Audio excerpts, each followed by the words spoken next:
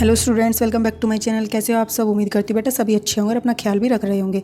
तो बेटा जो मैंने अभी प्रीवियस वीडियो बनाई थी उसमें मैंने आपको इसरो कंपटीशन के बारे में बताया था, कैसे लॉगिन करना है, कैसे रजिस्टर करना है, क्या रूल एंड रेगुलेशंस है, ये सारी चीज़ें बताई थी। लेकिन बेटा इस वाली वीडियो में क्या सिलेबस है, किस टॉपिक पर आपको कुछ भी काम करना होगा कंपटीशन में, उसके बारे में डिटेल में बताऊँगी और समझाऊँगी भी कि क्या मीनिंग है हर वर्ड का जिस पर तुम्हें काम करना होगा अपने टॉपिक पर। ठीक है, तो इस वीडियो को ध्यान से समझना। तो चलिए बेटा स्टार्ट करते हैं। तो यहाँ पर बेटा फर्स्ट है topic of the competition and date and time will be announce. तो बेटा ये टाइम और डेट तो अभी अनाउंस्ड हुई नहीं है, सिर्फ रजिस्ट्रेशन की डेट है 24 जून तक।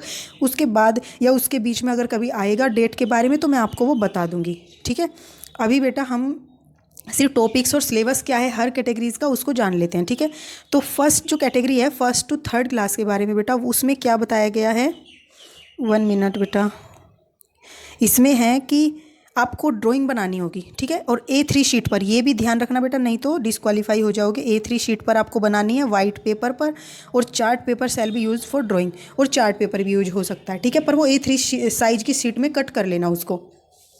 फिर बेटा और उसके लिए कौन कौन से colour, water colour, wax colour और पेंसिल, ये तीनों कलर में से कोई भी यूज कर सकते हो। अब बात आती है बेटा कि किस टॉपिक पर ड्राइंग बनानी है। ठीक है, तो जो ड्राइंग का टॉपिक है वो एक तो viewing earth from the space, कि स्पेस से हम अर्थ को कैसे देख सकते हैं। ठीक है, और दूसरा है बेटा कि view of sky in the clear night, जो आसमान है वो नाइट में किस तरीके का दिखाई देता है। ओके, नेक्स्ट टॉपिक जिस पर आप बना सकते हो वो है व्यू इनसाइड स्पेस स्टेशन, कि स्पेस स्टेशन को हम अंदर से देखते हैं तो वो कैसा लगता है। ओके, उस पर बनाना है। इनमें से बेटा आप किसी भी टॉपिक पर बना सकते हो। नेक्स्ट है बेटा ह्यूमन लैंडिंग ऑन मार्स, यानी कि जो मंगल ग्रह है बेटा उस पर ह्यूमंस जा चुके हैं कुछ कंट्रीज़ के। ठीक है, तो उनके उसके ऊपर भी आप ड्राइंग बना सकते हो। ठीक है, जो लैंडिंग यानी कि उस पर जब उतरते हैं तो उस तरीके की इमेज, ये सारी इमेज बेटा आपको यहाँ पर दिख जाएंगी साइड में। ओके, तो उनको देख कर आप हेल्प भी ले सकते हो कि किस तरीके पर, एज इट इज़ नहीं बनानी, कुछ अलग बनाना है। ओके, फिर नेक्स्ट टॉपिक है बेटा space habitat on the moon. अगर मून पर मतलब कि ह्यूमंस रहने लगेंगे तो वहाँ पर किस तरीके की मतलब कि बस्ती होगी, हैबिटेट एनवायरनमेंट कैसा होगा, उस तरीके पर मतलब आपको ड्राइंग बनानी होगी। वो भी आपको यहाँ पर सभी के रिगार्डिंग पिक्चर्स दिख जाएंगी। ठीक है, चंद्रमा की बदलती कलाएँ, और फिर बेटा जो चंद्रमा है वो तुम देखते होंगे कि हर रोज़ उसकी शेप्स अलग आती हैं। तो वो जितनी शेप्स होती है ना बदलती हुई, जिनमें डिफरेंस दिखता है, डेली की तो बना नहीं सकते 30 की 30, लेकिन जितना भी तुम्हें मिल जाएंगी गूगल पर सर्च करोगे तो उस पर भी आप ड्राइंग बना सकते हो। ठीक है, तो ये तो है बेटा फर्स्ट टू थर्ड क्लास के लिए जो ड्राइंग बना सकते हैं बच्चे, और A3 शीट पर।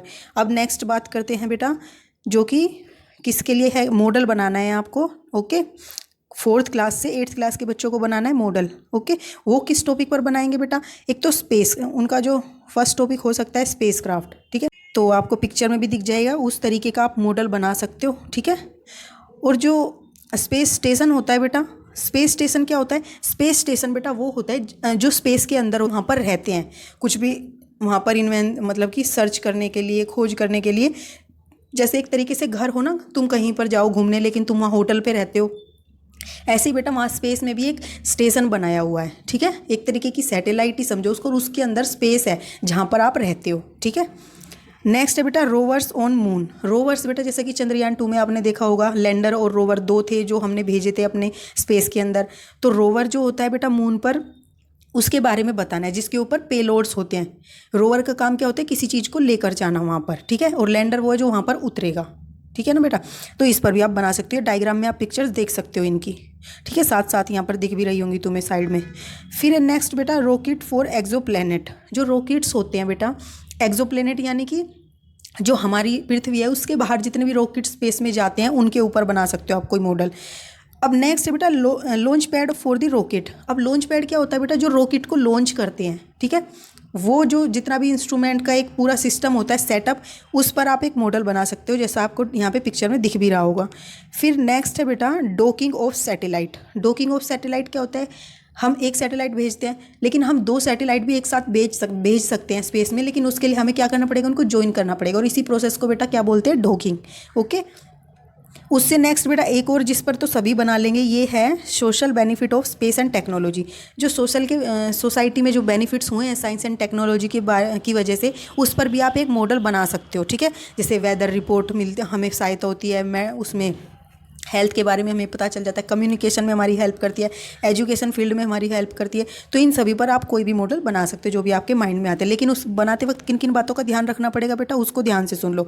आपको ये मॉडल बनाना है कार्डबोर्ड से, पेपर से, क्लॉथ से और एडहेसिव टेप से, ठीक है। और कलर्स और गम यूज कर सकते हो, लेकिन इसके अलावा कुछ यूज नहीं करना। और स्पेशली लिखा है थर्माकोल का यूज नहीं करना है, ठीक है। और मैक्सिमम साइज जो मॉडल का होगा वो कितना हो सकता है, तीनों डायमेंशन आप पढ़ चुके होंगे बेटा, इस तरीके के होते हैं ना। तो इसकी जो ये वाली हाइट, एक मिनट क्लियर बता देती हूँ बेटा, ठीक है, समझ आ जाए।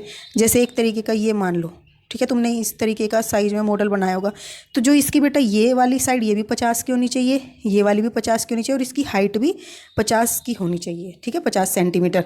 इससे ज़्यादा का नहीं हो, बेशक कम तो चल जाएगा।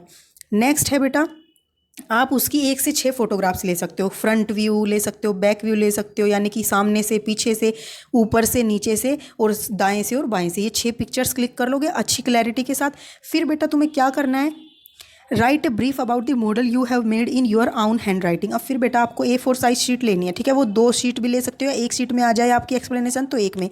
अब यहाँ पर तो तुम्हें क्या लिखना है, रजिस्ट्रेशन नंबर, जैसा कि मैं पहले भी बता चुकी। अगर किसी ने वो नहीं देखी है बेटा, पहले उसको देख लेना, ओके, और रजिस्टर कर लेना और लॉगिन कर लेना, ठीक है, करेक्ट डिटेल फिल करना।